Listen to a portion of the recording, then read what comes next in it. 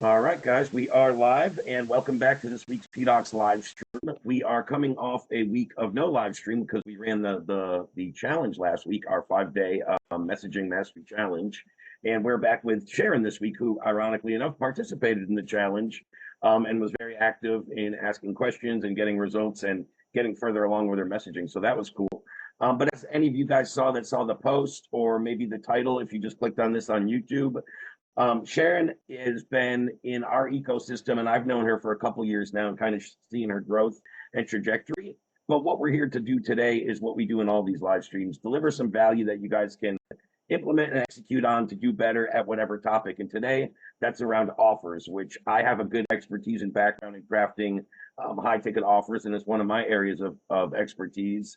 And Sharon does it in a much different manner. So it's cool when we talk about this because we have different views on it, different approaches. There's a lot of things different.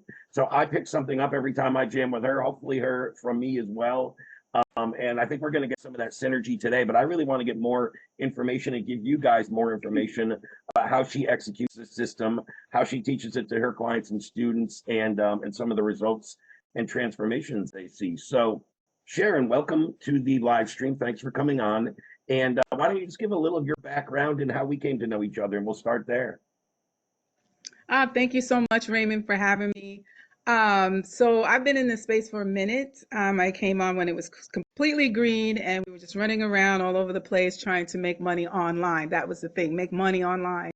But I grew up in this space and understood that you have to make investments in order to really move the needle in your business. And one of the places I made investments in is PDOCS because I was running a different offer with my partner at the time, and we wanted to get some clarity on the messaging around what we were doing at the time. And so that's when PDOCS came into our world. My partner, as a matter of fact, was in the world before, and he pulled me into this world. And once I got here, I didn't leave. And I hooked up with Raymond, and I got into his weekly trainings, and it really helped me with what I wanted to do at the time, which was to bring visibility to those who didn't have visibility to their offer. And so that was the focus, to bring visibility. But once I started getting clients, I realized that the offer was really the real issue. And upon educating myself for the last year and a half, I realized that the offer is really the invitation and the transaction that you want to have inside your business. And without that, none of your other things will work. None of your emails, none of your, lead magnets, any of the marketing that you do that we spend a lot of time on will work unless this foundational piece is dialed in really, really well. And because I spent a lot of time on it, I noticed that started to get more and more engagement on even the long posts that don't get no engagement at all. You rarely see long posts get any engagement. I'm able to get like 12 or 13 people, and people actually talking back and forth with me. So it's really important to have your offer. And so I spent most of the last 2 years working on offers with my clients. So that's pretty much what I've been doing. Awesome, awesome. Thanks for that background. And you were telling me, or I think even I put it in the post to kind of raise awareness about today's live stream. But you've been able to make about 80,000 in online income for yourself on the side over the last 3 years while still working your full-time job. And that's cool to see, especially from where you were when I first met you, was probably about 2.5 years ago. So it was early on in that journey for you. And as Sharon said, she came into our ecosystem and she became a customer and a student and attended weekly trainings and went through our curriculum and implemented and got results. And she's still around. But these are the type of people I love bringing back on when they've got to this status of like now they can really help people. They're making transformations. They're getting consistency. They have testimonials and a track record, and they get more confident. That's another thing with you over the couple of years, Sharon, that I've noticed big time. And as I mentioned, a lot of your traits are very inspirational to me. I love to see the clients that really do this, because consistency is a big thing in what we do. There's a lot of people you've seen come through our programs, other programs where are they now? Like, are they still online? Are they back to their 9 to 5? Or exactly, or shrug your shoulders because who the heck knows? And it all comes down to the people that find a system and consistently implement. None of them work overnight. Some might get results one month, the next month they might not. And you need to learn the fundamentals so you can make tweaks and adjust and adapt, because that's what this space is about. There's a lot of ebbs and flows and trends, and we'll probably talk about that a little today with offer creation stuff. But let's start with what I would say is the elephant in the room, and the biggest question I get asked about offers I want to put to you. What is either the biggest struggle with people crafting offers, or maybe the other way you can look at it, answer however you like, is what's the biggest mistake they make in when they come to market with an offer? Oh, one of the biggest mistakes I see them make is they try to shove a lot of things in the offer. Like I do Mm-hmm. this and I do this and I do this and I do this. How can you possibly talk and articulate your offer clearly to your audience if it's all jumbled up in your own mind? So that's what usually happens. It's hard to kind of like put out the real signals that will help your audience to say, yeah, I understand that. That's me. Who she's talking about. How were they reading my mind? Those kind of things, what you want to hear from your audience. But if you have like, I do offer creation, I do, course creation, I do, emails, I do, like, if you're doing all of those things all at once, it's really hard to determine. And so when you do put your offer out there, or you do talk about your offer, it's different things all the time. So your audience has no idea what you're doing. And then when you're asked, this is what I'm seeing when people are asked, what do you do? It's crazy what you get back. Like people don't know how to talk about their offer. And you have to be able to do a coach that I was coaching with calls it symptomatic elevator pitch. You Yep. need to know how to talk about the symptoms and the problems in an out like in two like a less than 60 seconds. You could just boom say what you do and you're confident about saying it. A lot of times people are stumbling around, they're thinking, and so it's because there's no clarity as to how to even talk about your offer, and they use like really markety terms like empower, unlock. These are not words we use every day. Free your mind, passion, all that Or stuff. even the That buzzwords like ninja buzzwords, hack, I call like them filler words.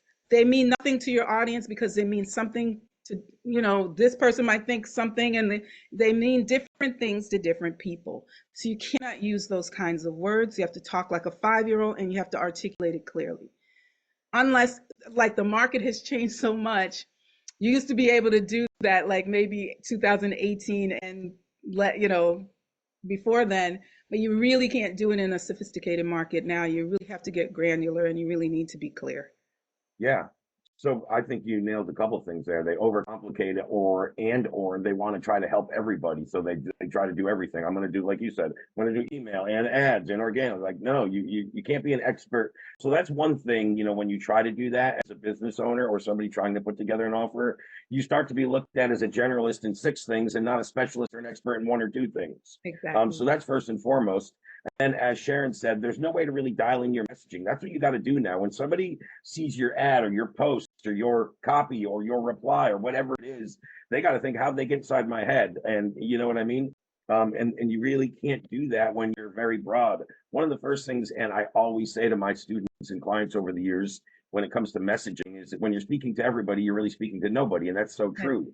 You're speaking to a broad market that you're just hoping to play a numbers game. Sure, you might get some deals, but you're never going to build a system to attract your ideal client that way. Absolutely. And in addition to that, the other aspect you mentioned that I learned early on in my journey from a company I worked at that had a lot of high level entrepreneurs and reps is brevity. Condense things down to be clear, concise, and impactful. I teach my students before we ever get to their offer, they're going to be able to nail it like that off the top of their head within 2 sentences or less, the exact problem they solve, and articulate it till it makes an impact. You can go beyond that a little more when you're speaking, but I want people to be able to nail that like 2 sentences or less. And if you can't do that, stop whatever else you're doing and go back and perfect that first.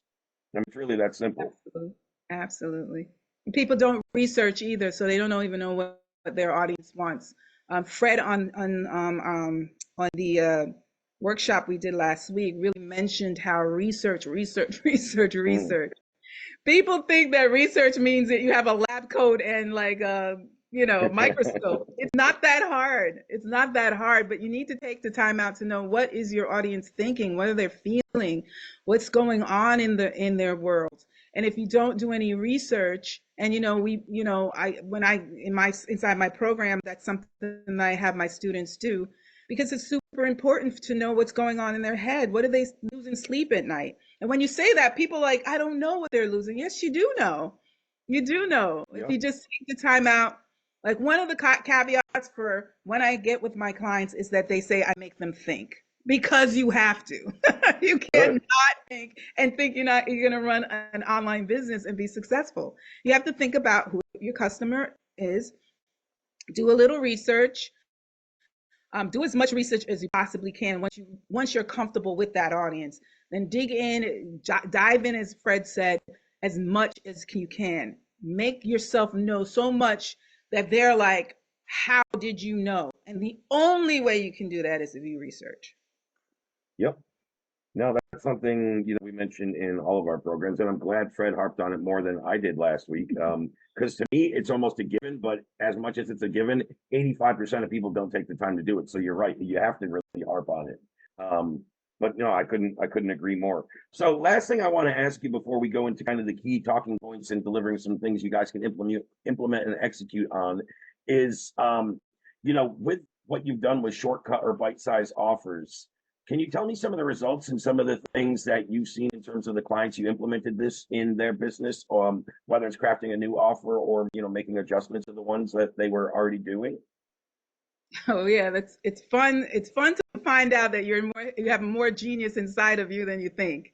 And Mhm. that's what they discover. They discover there's something specific about them that they can articulate and deliver. It's not just articulating with your mouth.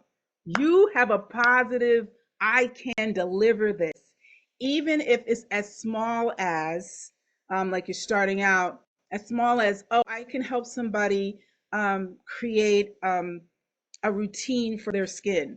It could be that, but it's simple and it's easy and it's something that you can talk about in your stories. So just to give results, there was a girl named Kelly, a woman named Kelly, and I was using the link tree method at that time. Gotcha. And as we were doing she didn't use her link tree. I said, well, try it in your stories. Are you getting a lot of results on your stories, which is a powerful tool on Facebook. If you're not using it, you should. And Agree. she started doing it, and she didn't even say too much, but I told her do some simple actions because people like to see you do actions, and talk about what's going on with their skin. What, like, find some intel, like by 7 o'clock your skin is resting, and by this o'clock you need to do this, so by this time you need to have this done or whatever, and create a routine.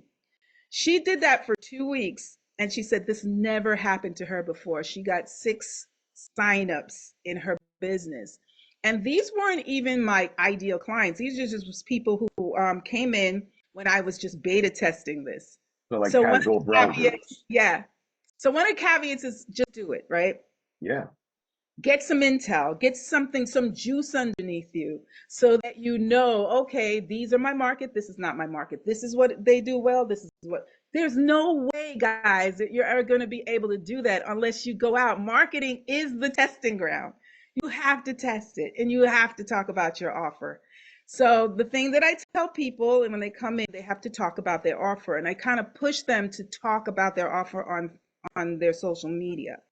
And if they don't have their socials dialed in, get it dialed in to this offer and talk about it, talk about it, talk about it, talk about it till you're blue in the face, because someone will start to listen. So she did that. One other person actually dialed in their offer. She was doing email marketing, and someone actually complimented her on the Linktree thing. Complimented her and said, "Who told you to do this? This is excellent." But the thing is not the excellence of the Linktree is just a tool. It was what she was saying and articulating and Yeah. sharing. And when you're dialed in like that, there's absolutely, I'm telling you guys, look at the camera right now. There's absolutely no way you can fail, but you have to do it. You can't skip over it. And the people that might struggle with that, when you just say talk about your offer, people, what some people might say is, I still haven't nailed it. I'm still not sure how to, convey that clear and concise. Would you say more? And this is how I would tell people to, if they're not sure, and I'm working with them on that, or we haven't got there yet, or whatever, is talk about your expertise and your passion behind what you do, right? And then that kind of translates into it. Is that what you would say is a good starting point if they're not confident, like talking about their offer per se? Yeah, the first thing I do is I ask them same thing, Raymond. The first thing I do is I ask them, so what do you feel passionate about and you feel that you can deliver on? Those are Yep. the basic questions that I ask them, and then they begin to think. And I said, just one thing. I don't want a whole lot of stuff. What is the one thing that you can think about that you feel passionate about, and la la la? Because I'll ask them to tell me their offer, and then we'll talk about the offer a little bit, and then I'll ask them, what out of that you just told me, or do you feel passionate about? What out of that? And then you could see where they light up. I could Yep. literally see when they like, oh, and they start to pour into that thing. And I said, you see how you said that right there? That's it right there. Let's focus on that, because it seems like this is something that you feel passionate about. This seems like something you can deliver on. And if they don't feel like that, I tell them to test it. This is the only way you're gonna know. I tested the Linktree thing. I didn't know what was gonna happen, and you That's know, true. because I tested it, it turned into something. So go out there and test it. There's an audience for anything that you talk about. You just have to get out there and do it. Yeah, that's 100% accurate. Get out there, start talking with the marketplace and getting feedback. And lo and behold, in a couple of weeks, you could have 6 signups that you didn't even expect to have coming through. Exactly. You know, that would be a bad byproduct, wouldn't it, for everybody? So, you know, that's great to hear. And, you know, that's the exact reasoning, is because, you know, people are actually doing consistently and they have direction, and they know, they start to realize, oh, this is what's going to move the needle, or this is what's going to get people to actually acknowledge me and then reach out. You know, you have to get acknowledged before anyone's ever going to reach out. And you got to do it in that order. So that's, you know, you already started talking about it, but into the first topic I really had kind of laid out is like, you know, telling people or helping people create that shortcut offer. You really just ran through that aspect of it when you told, you know, just talked about how to pick it out. So that's great. But let's just talk more about the actual shortcut or bite-size aspect and why that's worked for you.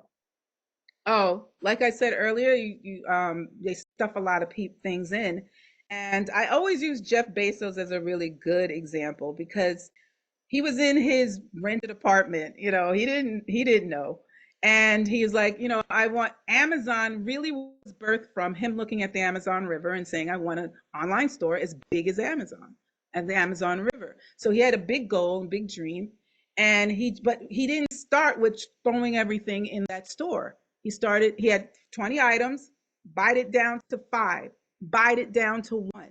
One always works really well, which was books. And he did a research, like we say, research. He Yep. knew that at the time in 1990, there was a high volume of people who were reading. The books that he could get there were a lot in print. And the third thing is that they were a low cost. So he said, we're going to go with that. And in I think it was July 5th, 1995, I'll never forget it, he opened up Amazon as an online bookstore.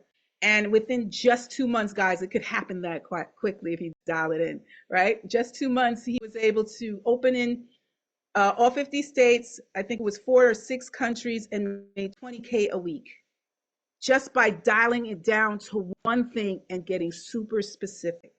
Yep. That's the power of one. That's the power of just biting it down. So, for example, if you're a finance person and you know how to, get funding, and you know how to use money to help people invest, and then you know how to do 3 things, you know how to get people to save enough money to invest.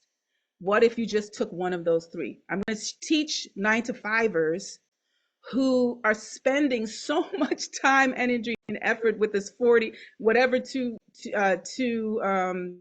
whatever salary they get every 2 weeks, Yeah. to do everything. Pay the rent, pay the car note, pay the this, pay the laundry, everything with. I can get you to get $500 at the end of every month. I'm just going to do that. Help you save $500 or $250 per paycheck, and then just get them on that kind of trajectory so that you can start saving, right? And you have a specialized way that it can happen in 30 days. And they see that happen. Then you can excel them to, hey, now I'm able to that 5. Now we're not just going to spend that 250 or that 500. Now we're going to invest it so that it can grow to 15 or 20 or 2,000. So now instead of 500, now you have 15 because this investment thing that I'm going to show you how to do is going to make it grow. That is the way I think you should do I believe you should do your offer, because people take one bite at a time anyway. If you throw too much at them, they get confused. And a Yep. confused mind does absolutely nothing. So if you can get them to take that first step with your shortcut offer, you get paid you get paid on it, because you're going to do in this shortcut offer, you're going to really dig in and get them that result. So it may take for you to get on with them one-on-one, right? That's what my strong suggestion is. Not because, and I don't go with the market either. The market, oh, group, pay one to many. I don't flow with the market at all. I flow with what's comfortable for you as a marketer. Because if you coach yourself and say, yeah, I don't know if I can serve people in that capacity, then don't do it. Start out with one person, one key person that's your key person, and get them a win and charge for it if you're comfortable enough to know that you can get them over the finish line. If you're not, you might have to do it for free, or maybe $5 or $7, but try to get a buyer's list as soon as possible, because buyers will buy again. So I would like buyer's list rather than just a list. And that's sort of like how the shortcut works. You do not have to bang your head against the wall and do a whole bunch of stuff. Just do what you can do and do it efficiently. And think about the end game. So I have a before, middle, and after. What are they before they started with you? What is what they need to go through during? And who are they after? That's really important. A lot of people, oh, the front end, the front line, the top of funnel. No. I think the most important thing is, who is your person after they come through your program? Because that's how you're going to get it over and over and over again. Yep. Yep. I would agree. Kind of dives into one of the other talking points. And we'll get to that here momentarily. But I think the biggest thing I agree with there is, a lot of people, like you said, like you talked about in finance, it could be, first how to save, then how to invest, and then how to invest in properties and grow your investment, whatever it is, right? But there's tiers, and you're better off starting with the person at tier one, get them that result, because that's going to be quicker and easier, and then they'll be ready to go into tier two, and they've already got a result from you. So when you recommend the next thing you do to help them, they'll be like, oh, heck yeah, Sharon, you already helped me do this. Why wouldn't you be able to help? That makes a lot of sense. Let's do it. It's not like you're going and pitching somebody cold again. Right. And you're getting them in at a comfortable program at probably a comfortable price point for the first thing, but it turns into a good lifetime value and long-term relationship, which is, again, I agree with Sharon. I don't necessarily go with the market either. I do small groups. I've done some group, but especially at first, I needed confidence that I could help people one-on-one before I ever wanted to coach groups, first off. So, it's a little more complex. I'll tell you from doing it. It's not the same thing. People say, yeah, just go start a group coaching. Well, if you've never even done and had success with one-on-one, you're going to be super overwhelmed just getting thrown into that world. Let me tell you. They don't tell you that part when they tell you, that aspect of it. You're just supposed to go live on your first thing and have 8 people on there and be able to help them, but you've never done it one-on-one. So that's another thing to look at. So, guys, some of those tips that she just gave and I reiterated, those are things we can start to implement and execute. And what's going to help even further is Sharon has a resource. I'm going to let you talk about it real quick, and then we'll get into the other aspects of the call. But I'm going to drop that below here in the Facebook group where this replay is, as well as in YouTube. It'll be here in the description, this resource. But Sharon, just talk about what that is before I go into my last couple of questions for you.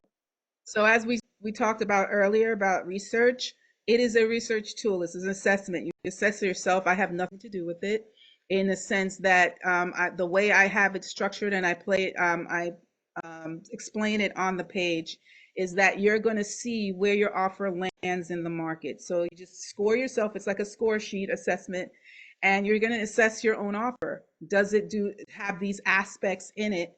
And if you and it's color coded, so red means that it's not ready, yellow means that you're missing some components, and green means that you're ready for the market.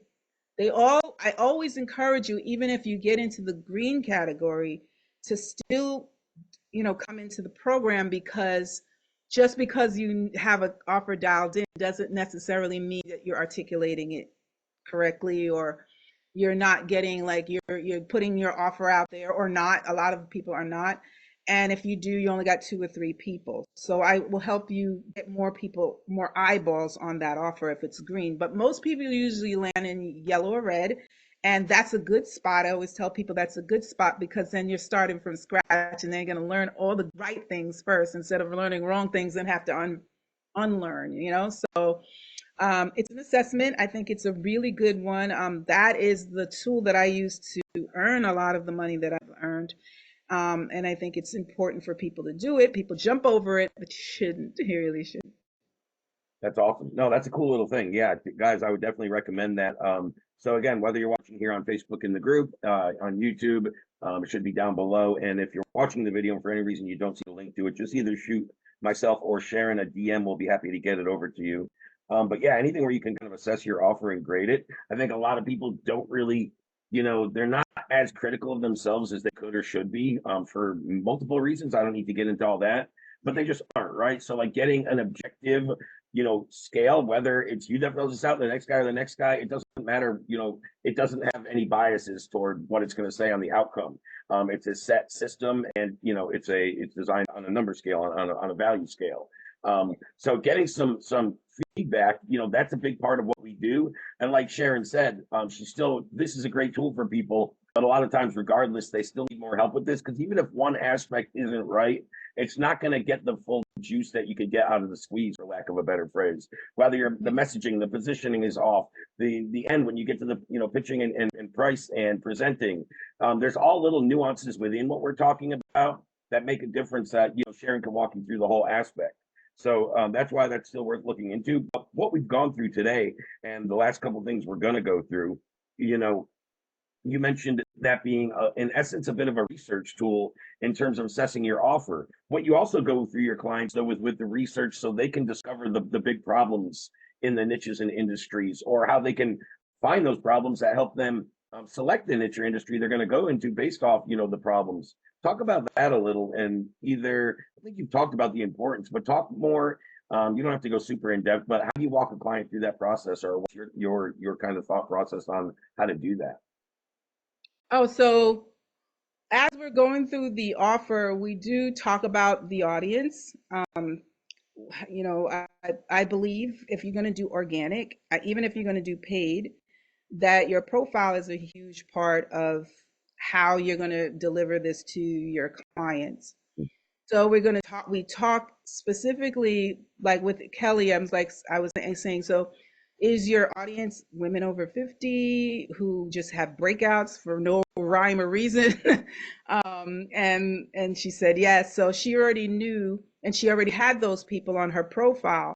If you don't have the right fit people for whatever we decide that you're going to do, you have to go get them. And so there's a whole big process of, not a big process, but it's a process of what do you call it? Getting your profile primed. I always tell people that's the first thing they see on social is your profile.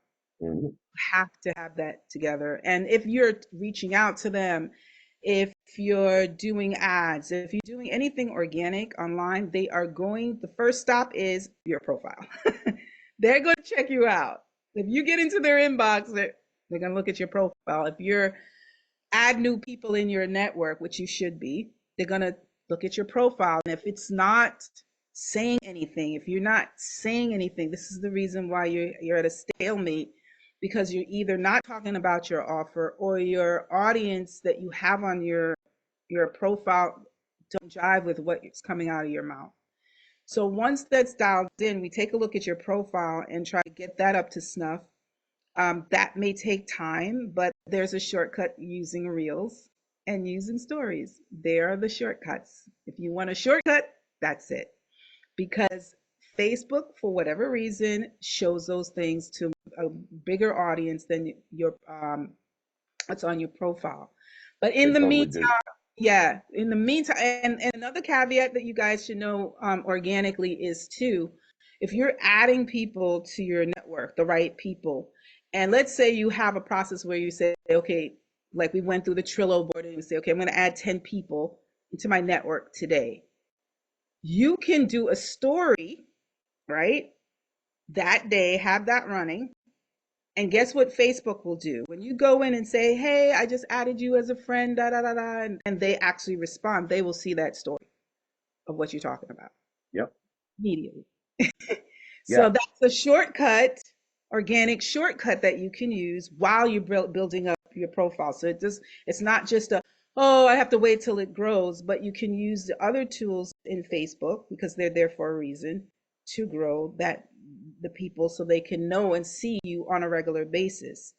So you do have to spend some time on social if that's your go-to. I don't know if it is, but if I suggest organic, because when organic works, everything else works. Emails work. You know how to talk in emails.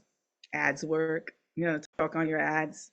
The biggest bottleneck for people with ads is they don't know what they know what to talk about. And in your program, you go into in Raymond's program just to highlight that part where you go in Ads Manager and look at ads. That's a really good way to get intel, to speak on your offer, and all of those things. So there are shortcuts that you can use, but that's the way I teach my audience is to get out there and talk in your stories because it's going to work. Facebook stories or Instagram stories if you're doing stories. No, I agree with all. I mean, that's a great process. I mean, in most of my programs, if it's not tutorial one, it's probably number two is priming your profile. There's four key aspects right off the bat, but then there's some long-term things about content. Who rebuilding your network and your audience should you need to if you're making a pivot or that you have the wrong audience. So there are things that take time, but there are things you can do right away.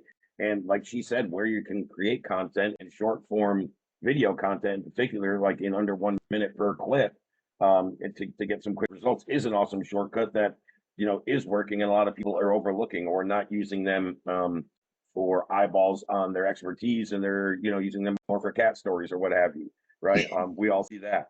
The other thing you said earlier that I just want to go back to before we end the call, and I didn't bring up when you first said it, it's something that is very um, congruent with what we do as well in terms of when you work with your clients, the coaching and the work you do with them, you get them to think, both in the process of even the free resources and that grading scale that we're going to give you guys to assess your offer is going to get you to think right off the bat before you should ever work with Sharon, myself, or whatever, right? But that's super important because what I teach is a lot of frameworks that need to be tweaked or customized to each individual offer person. There's a million nuances to it. So if you ever are going to look to work with somebody and they're not making you think and you're not getting to have Q&As with them one-on-ones and bounce ideas and brainstorm, and you're just getting templates and scripts and stuff you can copy and paste, that's somebody that's just replicating resources that they used from another program that's watered down and doesn't convert anywhere near the way that it did when he's posting his numbers of, hey, the script that you're going to buy has closed 18 million in high ticket deals. By the time you get it, you have about an 8% close rate with that script if you're lucky. So, you should, no matter who you work with, they should make you think and challenge you. And in addition to getting resources and assets and things that are replicatable, you also should get the skills to critical think, to adapt, to make decisions as a business owner, because that's always going to be relevant too. I don't care whose program you join, never 100% of it is going to be for you and everything is going to be perfect or relate to you. But you take the 80%, the 60%, 20% that does, and you fit it into where's it going to deliver me results. So that's what Sharon's talking about. The last thing I'm going to help you go, I'm going to have you go over what you talked about. But kind of one of the main things you do after you help your clients, and that, the last reply you gave me was about, helping them discover the problems in the market and shortcuts to start doing that. But then you help them really pin in that one solution that they're going to offer. Now, you started off telling them how you kind of guide them at the beginning of your program. But let's say after you've gone through the steps and they've kind of already dove in, they've made that more, their offer, I guess, more instant, clear, concise, simple, and they've discovered the problems, they've diagnosed the needs, and they can still meet the urgent needs or immediate needs of the market. How do you kind of go in and hone in identifying that solution even further? Well, once they know the solution, I always believe that you should have a before, beginning, and after. Mm, I think that a lot of people just kind of have a thing that they do and kind of rubber stamp it, but everybody's a little bit different.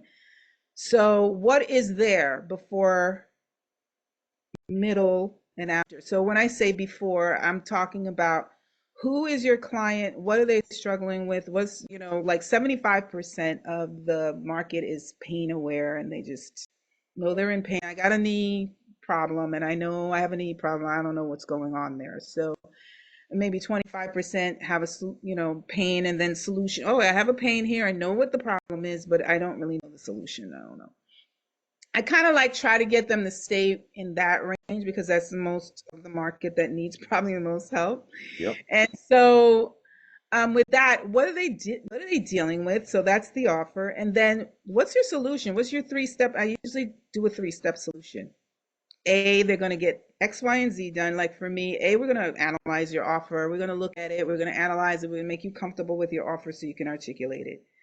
B, we're going to have you go out on the marketing streets and test that offer and validate it and make sure that people want what you have. And Yep. might some tweaking. C, what is the solution? Like, what is the end game? Who are going to be afterwards? And afterwards, you're going to have a process like a shortcut offers for your offer so that you can go out there and do exactly the same thing. I don't teach stuff I don't do myself. A lot of people teach things and then they're not doing it themselves. Like, what is that? Like, what I is don't that? know, but I hear you. So you gotta I'm doing it, so I'm teaching you how to you do it so that you can have like a really streamlined process, know exactly what you're teaching them, and have the joy, the utmost joy to see who your customers are after they go through your program. So you want to have what do they look like after they go through your thing. That is, I think, a real big gap. No one's paying I attention. agree. No one's following up. No one's saying where's where you're at. No one's saying they're just kind of leaving them. And this is why me personally don't follow the trends of just getting into a group thing because it's important for me that the people come into my program actually get the results. Now, as my program gets bigger, then I'm going to probably have to add on people to help me with certain things. But as it is today, that it's manageable. I can manage one-on-ones. And the reason why I feel, hey, market, I don't care if you don't agree with me. This is my point of view. I believe Good. that if I can carry somebody over the threshold and they have clarity about their offer because they need what you have, because without you, you can't help that person who's struggling, then I did my job to make sure that you know how to do your job. I cannot sit by and just say, oh, I'm going to do group coaching so I can get my money. No. If it means that I don't get 10K right away, that's okay. If it just means 3K right away, that's fine. Because eventually all of it will like get bigger. Yep. It's not a race to that. It's a race. My race for you clients, my race for my clients is that they get the win. They get the win so that other people get the win. That's why we're here. And if you're here just to make sure you got a fat check, then you're in the wrong, to me, you're in the wrong space. It's not about getting a fat check. It's not about high ticket. It's about getting that best fit client to where they say they're supposed to be. And I don't know if I sound passionate enough, but I hate the fact that people feel like this is a race. It's not. You got to do it right and do it well. So the person that's in front of you can get what they're supposed to get. Just like what Zig Ziglar said. Exactly. Give Yep. the person you're going to get the reward in the end. Trust me, you're going to get the big checks. But start small. Don't despise the small beginnings, guys, because you need them to get bigger. Yep. And he said, "What you can get everything you want in life by getting other people what they want," and that's exactly it. So if you focus as a service provider, a coach, an expert, whatever it is you do, on getting your client results as a byproduct, you're going to win in the long run, and you're going to win by word of mouth, by retention, by people coming back to you, by people buying your other stuff, and multiple other, byproducts of just doing the right thing and treating people right. And the other thing she said is, if you're just in this for a paycheck, that's not the right reason. We all want to make money. We all do make money. I do fine, and I get bigger paychecks than I ever got in 20 years working for corporate people. But everybody knows that's not what I'm in it for. And I've got that because as a byproduct of doing exactly what Sharon just said, all I really care about is client results and helping them get the next win. And I get much more pride and joy by seeing my clients get wins than I do myself or even my own sales team at sometimes. But I get more, happy when I see my sales guys close a big deal rather than me doing it myself. Like I don't care anymore. It's about seeing the people around me win as a byproduct. When my team's winning and my clients are winning, it's just bumping me up as a byproduct. And the other thing, the last thing I just want to reiterate before I kind of close out, and what Sharon said is really when you die, when you know that person very well and you've done the research, people say this phrase every time. Think about what's keeping them up at night. There's a little truth to that. And you don't have to overcomplicate it. Let's say you're working with email marketing and like your ideal clients, like laying in bed, man, I sent 10,000 damn emails today. I didn't get one conversion. What the hell's going on with that? Like, if that's what he's thinking about tonight, you can craft a message. Were you up last night thinking about how you sent 10,000 emails and didn't get a conversion? How the fuck did they know that, right? And just exactly. once you catch them off guard and you know that, and they're like, damn, this guy has the solution to my problem. Oh, it's only $9.97 to find out more or whatever, or to solve this problem. Hell yeah, I'll pay it. Pay $9.97 not to be up thinking about that tomorrow night. Right. And that's sometimes all we're doing is getting them out of their head to make a decision to solve a problem that gives them relief in some way, shape, or form. Money, headaches, time, you can go on and on depending on your niche and industry. But Sharon, this was great. What I always want to reiterate, guys, is think about what we talked about and some of the pointers Sharon gave in particular that you can implement and execute, because that's why I love doing these live streams. It's for people to watch them take something and go do it, right? Like that's the best result. In addition to that, any questions you may have had, because we didn't do this one live to the group where people can be chatting in the chat, like typing questions like I get a lot. So any questions you have, whether you're watching on YouTube or on Facebook, put them down below. I can tag Sharon. She's already in the group, so you can find her easy in there. If you're on YouTube, I can tag her or submit some questions. But I'm going to put her information so you can connect with her also on Facebook. If you're not connected, I'll put her profile as well as the link to the resource that she mentioned. So Sharon, again, thanks for coming on. Any last minute thoughts on what I just said or anything to close this out real quick in the last minute or two? Yeah, once you have your offer dialed in, you don't need the tools like you think you need. Simple Google Doc will work.